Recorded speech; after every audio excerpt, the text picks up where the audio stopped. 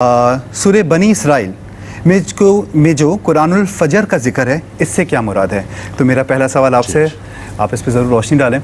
بہت شکریہ محترم جنید اختر صاحب، اللہ تبارک و تعالیٰ آپ کی یہ دینی پروگرام کی خدمت کو قبول و منظور فرمائے۔ آمین۔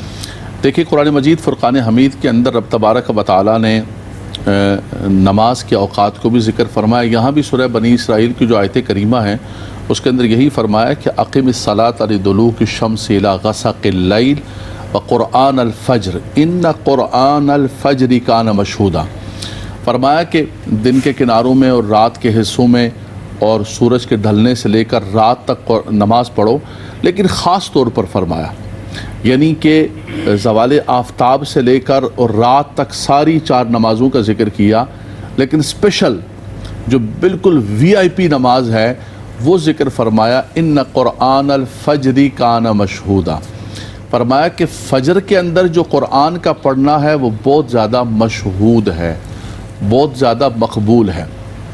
اصل یہاں پر جو ہے چونکہ ذکر کیا گیا ہے قرآن کا پڑھنا اور فجر کا ذکر کیا گیا ہے، چونکہ قرات یہ نماز کا ایک پارٹ ہے، نماز کا ایک جز ہے اور نماز کے فرائض میں سے ایک فرض ہے قرآن کا پڑھنا، قرات کرنا۔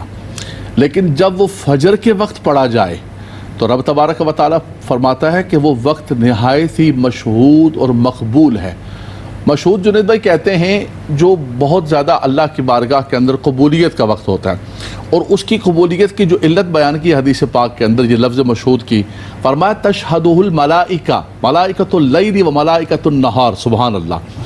فرمایا کچھ اوقات ایسے ہوتے ہیں جس کے اندر فرشتے جمع ہوتے ہیں، جو فرشتے فجر میں آتے ہیں وہ عصر میں جاتے ہیں، جو عصر میں آتے ہیں وہ فجر میں، یہ دونوں اوقات فرشتوں کے تبادلے کا ہے۔ ماشاءاللہ۔ اور فرمایا جب وہ جاتے ہیں اللہ تعالیٰ کی بارگاہ کے اندر تو عرض کرتے ہیں خدایا اتیناہم وہم یصلون وفارقناہم وہم یصلون، خدایا جب ہم گئے تھے تو تب بھی وہ نماز پڑھ رہے تھے، جب ہم آئے تو تب بھی وہ نماز پڑھ رہے تھے، کیونکہ عصر اور فجر کے دونوں وقت جو ہے یہ نماز پڑھنے کی۔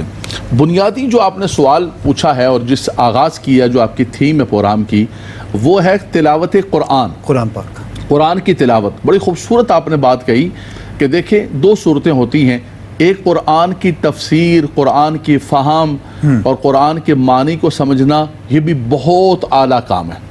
لیکن کوئی یہ سمجھے کہ نہیں یار اگر آپ سمجھ نہیں رہے اور صرف الفاظ کو پڑھتے رہیں گے تو بھئی الفاظ پڑھنے سے کیا ملتا ہے، بلکہ آج کے زمانے کے اندر کچھ لوگ جو ہے یوں کہہ دیتے ہیں کہ نعوذ باللہ یہ تو ایک طوطے کی طرح پڑھنے کی طرح رٹنے سے کیا ملے گا، ایسا نہیں ہے۔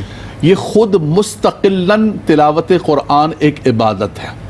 رب تبارک و تعالیٰ نے جہاں نبی کریم صلی اللہ علیہ وسلم کی بعثت کا ذکر کیا اور حضور علیہ السلام کے تشریف آوری کی جو مقاصد بیان فرمائے، اس میں فرمایا ربنا وبعث فیہم رسولا منہم یتلو علیہم آیاتک وَيُعَلِّمُهُمُ الْكِتَابَ وَالْحِكْمَةَ۔ 2 چیزوں کو ذکر فرمایا پہلی چیز ہے تلاوت قرآن، بالکل، دوسری چیز ہے تعلیم قرآن، اس کے بعد تزکیہ۔ تو پتہ چلا کہ تلاوت مستقل طور پر ایک عبادت ہے اور تعلیم اور تفہیم وہ مستقل طور پر ایک عبادت ہے۔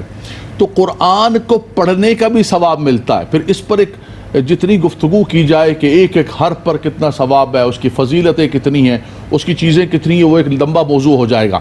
یہاں اسپیسیفک جو آپ نے مجھ سے پوچھا ہے سورہ بنی اسرائیل کے حوالے سے کہ ان قرآن الفجر کان مشہودا، بالکل جنید بھائی یہ جو فجر کا وقت ہوتا ہے، سارے اوقات اللہ تعالیٰ کے، جیسے سارے دن اللہ تعالیٰ کے، سارے مہینے اللہ تعالیٰ کے، لیکن رمضان کا مہینہ مہینوں کا سردار ہے، بالکل سارے دن اللہ تعالیٰ کے، لیکن جمعۃ المبارک سید الایام ہے۔ اسی طرح دن کے اوقات میں سے سارے نمازوں کے اوقات سب وقت اللہ تعالیٰ کے، لیکن یہ جو فجر کا وقت ہے اور یہ جو تہجد کا وقت ہے والمستغفرین بالاسحار، دونوں ملے ہوئے وقت ہے، سبحان اللہ۔ فرمایا یہ وقت اللہ کی بارگاہ کے اندر سب سے زیادہ مقبول ہے، یہ نور کا وقت ہے۔ واقعی ایمان تازہ ہو گیا سبحان اللہ، سبحان اللہ، بہت اچھا لگ رہا ہے۔ میرے سننے والے جو دیکھنے والے ہیں ان کے لیے کتنا اچھا لگ رہا ہوگا، ماشاءاللہ ماشاءاللہ۔ یہ جو صبح کا تڑکا ہے اور یہ جو صبح کا آغاز ہوتا ہے، ہمارے ہاں بچپن کے اندر دیہات کے اندر کہتے تھے اس کو، یہ جو صبح کا وقت ہے اس کو کہتے تھے نور پیر دا ویلا، صبح کا مبارک وقت، یعنی نورانیت کا وقت ہوتا ہے۔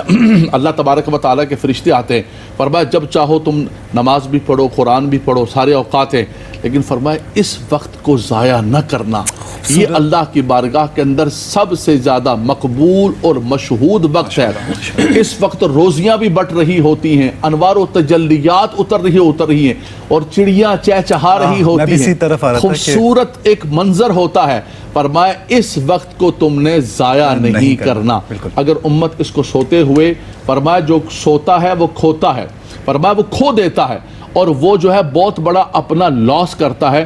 تو فرمایا اس وقت میں قرآن پڑھنا اللہ کو بڑا منظور ہے۔ ماشاءاللہ ماشاءاللہ۔ یعنی علامہ صاحب یہ جب وقت ہو قرآن الفجر کا تو ہمیں حکم دیا جا رہا ہے کہ ہم گھروں میں نہیں رہیں، مسجد میں پہنچ جائیں، سبحان اللہ۔ جب فرشتے دیکھیے اس کا تو علامہ صاحب جماعت، اس پر تو گفتگو کی جائے نا کہ فجر کا جو وقت ہے، یعنی رب تبارک و تعالیٰ نے حدیث پاک کے اندر آیا ہے، حدیث پاک کے اندر یہ ذکر کیا گیا ہے کہ بندے کے دن کا آغاز ایسا ہونا چاہیے کہ اس کا پہلا کام یہ ہے کہ وہ نماز فجر ادا کرے۔ مسجد۔ آج ہمارے ہاں مسجد کے اندر، کیونکہ فرمایا کہ جو شخص نماز فجر اور نماز عشاء بجماعت ادا کرتا ہے اس کو رات بھر کے قیام کا ثواب ملتا ہے۔ اسقل علی المنافقین من صلاۃ الفجر والعشاء۔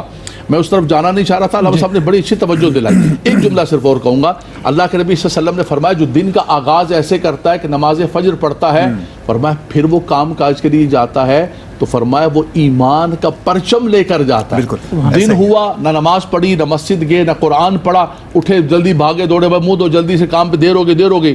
فرمایا نعوذ باللہ من ذالک غدا برأیت ابلیس، فرمایا وہ ابلیس کا پرچم لے کر بازار کی طرف جا رہا ہوتا ہے۔ فرمایا اس وقت کو ضائع نہ کرو، قرآن پڑھو، نماز پڑھو، پھر دن کا آغاز کرو، بالکل ایسا ہی۔ اللہ تمہارے دن مبارک فرما دے۔ سبحان اللہ۔